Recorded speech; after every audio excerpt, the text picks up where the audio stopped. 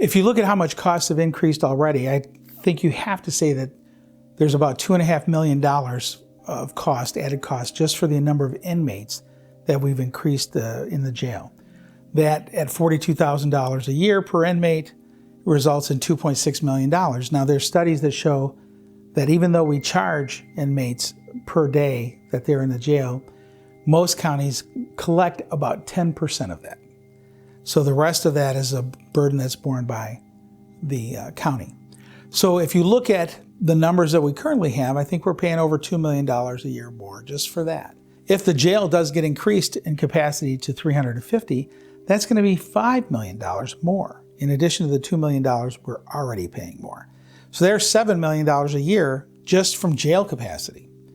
Then you add a judge at 300 to 325 or 350,000. That's that much more money. Then you add 3 new prosecutors at $360,000, $350,000 a year. Then the support staff, I don't know how much that would be, but then you have jail staff, you have police officer staff, you have a multi-million-dollar renovation to the courtroom. So it's a staggering amount of money, actually, and it's going on right now. So basically what I believe is that Myrene Cook is using the system in such a way that it's benefiting her and her alone. But she is using the taxpayers to fund what her political ambition is. And it's not justice, because what I've talked to you about is very clear. The numbers are very clear. All you have to do is go to the Michigan Supreme Court caseload reports. They're mandated numbers. Every county has to put them in. There's no getting around these numbers. Allegan has increased their felony charges by 52%. Now, there is no way around that. There's no other way to describe it as saying something is wrong in Allegan. So what is wrong in Allegan? What's wrong is that justice is not being served by what is happening.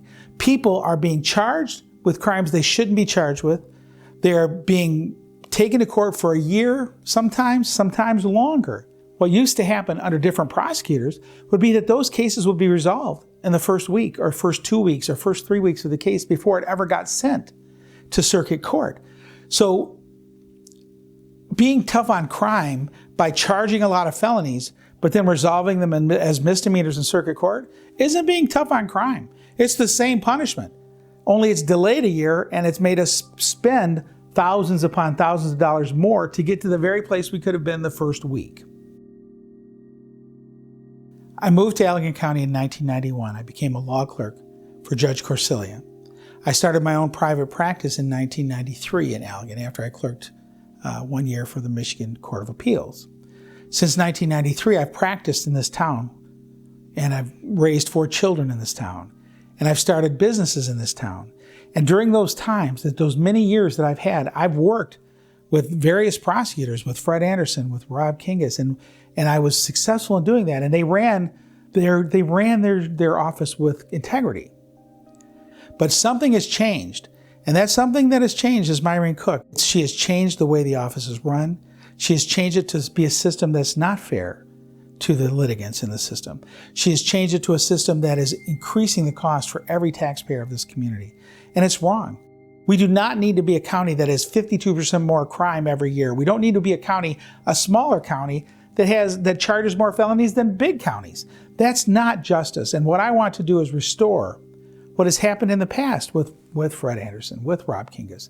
That can be tough on crime without costing our taxpayers millions upon millions of dollars. I want to restore justice in Allegan County.